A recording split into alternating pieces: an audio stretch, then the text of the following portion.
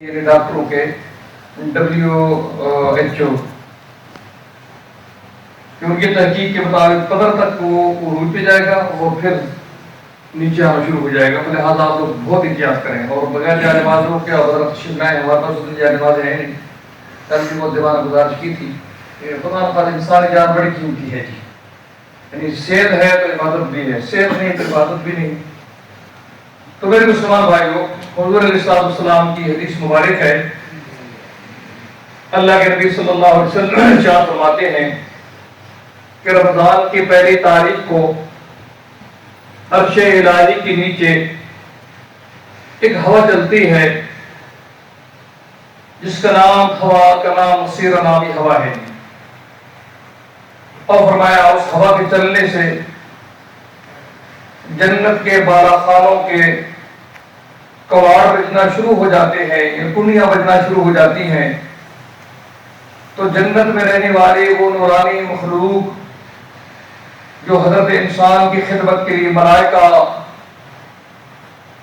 اپنے گھروں سے نکل کر اپنے جہاں ٹھہرے ہیں پروٹوکول کے لیے حضرت انسان کے لیے نکل کر آتے ہیں اور داروغ جنت سے سوال کرتے ہیں کہ خیر تو ہے، آج عرش الہی والی خوشبودار ہوا جو آ رہی ہے اور جس کے چہار جانب خوشبو کے سوتے پھوٹ رہے ہیں، یہ کاہے کی ہے، یہ کس چیز کی ہے؟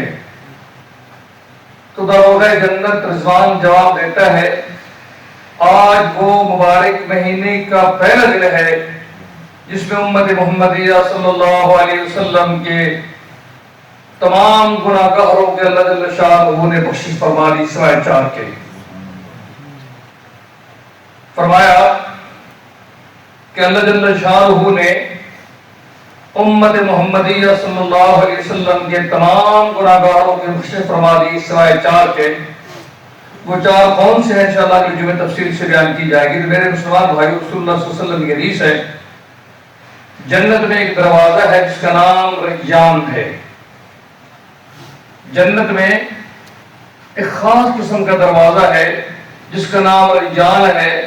اس کے اندر نہ انبیاء کا داخلہ ہوگا، ہاں البتہ، نہ صالحین کا داخلہ ہوگا، ہاں البتہ، نہ صدیقین کا داخلہ ہوگا.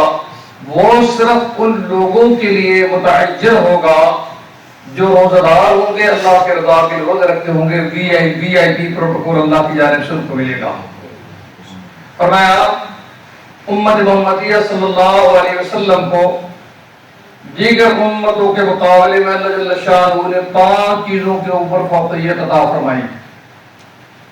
اس فوقیت میں سے پہلے یہ کہ ان کے منہ سے معدے کی خشکی کی وجہ سے جو سمیل نکلتی ہے ہم اور آپ کو نفرت کرتے ہیں، لیکن اللہ جل شانہ جنت کی کستوری سے بھی زیادہ یہ سمیل کی بدبو جو ہے محبوب نظر آتی ہے. اور فرمایا جنت کے تہہ میں رہنے والی مچھلیاں بھی امت محمدیہ صلی اللہ علیہ وسلم کے روزہ داروں کے لیے دعائیں کر رہی ہوتی ہیں.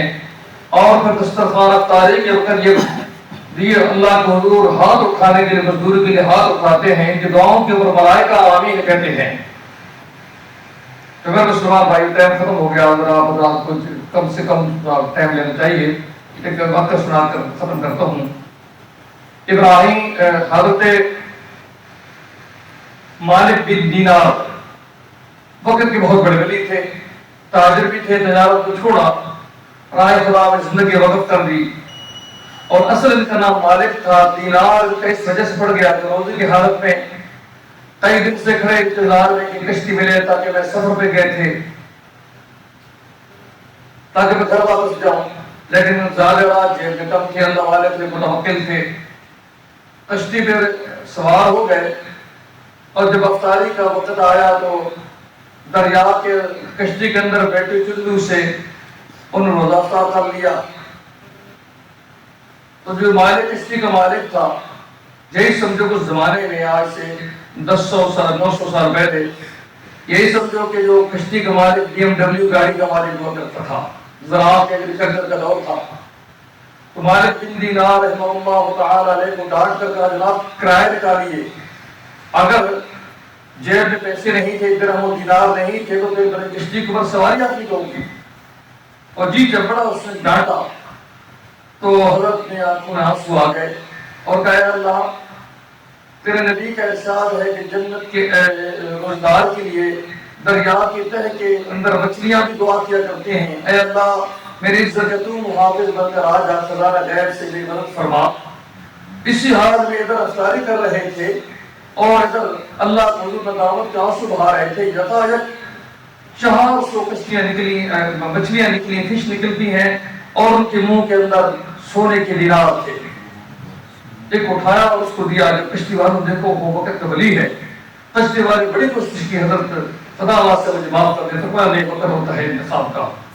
खैर वो समझ लेते हैं कौन आप, और वक्त का वली अपने आप को छुपाता है, अपनी करामत को छुपाता है। हम तो कहते हैं कि फलां वली ने ये किया, फलां ने दीवार दबाया, फलां ने जिंदा किया। नहीं, वक्त का जो वली होगा, हज़रत अली हिजरी रहमतुल्लाह अलैह फरमाते हैं वक्त का वली अपनी विलायत को, अपने मौजज़ा, अपनी करामात को यूं छुपाएगा जैसे अय्याम मखसूस में घरेलू ख्वातीन अपने कपड़ों को छुपा कर रखती हैं। तो बाहर आपने मुसलमान भाइयों, ये मुबारक महीना है, अल्लाह को खूब दुआएं करनी है कि अल्लाह ये जो आफत है, आलमी आफत है, चाहे मसनूई है, चाहे जैसा भी है, आज़माइश की सूरत में है, तदबीर की सूरत में है, अज़ाब की सूरत में है, अल्लाह उस काबिल ने हमें माफ कर दे। और यकीन अल्लाह जल्ल शाअहू ये रहमत वाला असरा है, अल्लाह रहमान भी है, रहम करने वाले हैं। दिल की अथाह गहराइयों से हमें दुआ करनी है, सिर्फ ऊपर से नहीं मेरे मुसलमान भाई, दिल की अथाह गहराइयों से अल्लाह इंशाअल्लाह सिर्फ कबूलियत से नवाजेगा। और दूसरा 15 तारीख तक आप रात